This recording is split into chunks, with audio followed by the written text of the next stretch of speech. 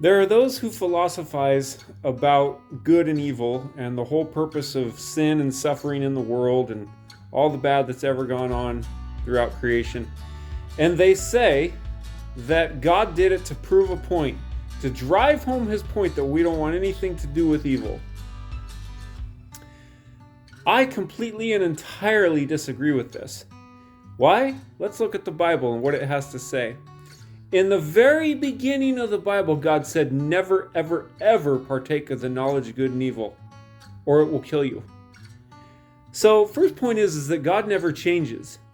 Says that Jesus Christ is the same yesterday, today, and forever. Says that I, the Lord, never change. One of the prophets, he says that. And in the book of James, it says that the Father of lights, with whom there is no shadow of shifting. Right? That's who God is. Those are just three of the examples I came up with off the top of my head. He never changes. So if he never wanted us to partake of the knowledge of good and evil back then, why in the world would he want us to do it now and forever?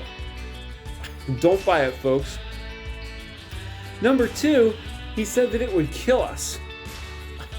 Like, God doesn't want us to partake of anything that's going to kill us. That's a no-brainer, folks. If you need a Bible verse on that, well then, there's plenty. Jesus came that he might have life and life more abundantly, Proverbs 29:11, which everybody quotes incessantly. Right? Not Proverbs, Jeremiah 29:11. I know the plans I have for you, declares the Lord. Plans for good and not evil, to prosper you and give you a future and hope. Right? Etc. Everybody quotes that one. Not to mention the fact that we have to be able to trust God, that he's for us, or else our entire faith is suspect. Because you can't be in love with someone that you can't trust. Right? So, those 2 points prove to me that God does not want us to remember the knowledge of evil and what it did to us forever. Okay? Not to mention the fact that in the book of Hebrews, and the book of Hebrews in chapter 9, I believe it is, quoting from the Old Testament, saying, and God is speaking, and he says, their sins and their lawless deeds I will remember no more. If God's not going to remember them, why in the world should we? I'm not going to, folks. And he also says that I will remove your transgressions from you as far as the east is from the west. That's as far away as it can get, folks. There's going to be no memory of sin.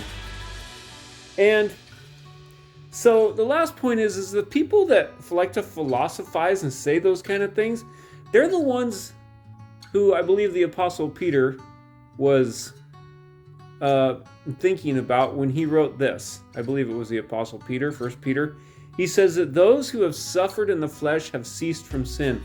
What that means, actually the Apostle Peter was talking about different people than those, but he was comparing the two.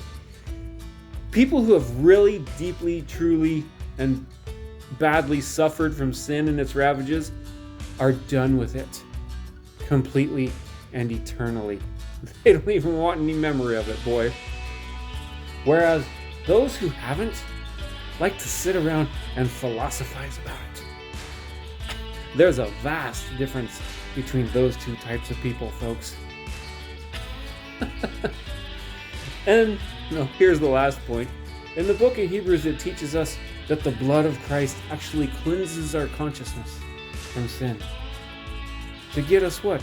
Back to the state that he always wanted us in the first place. Where all we do is live in love with him. Have a nice day.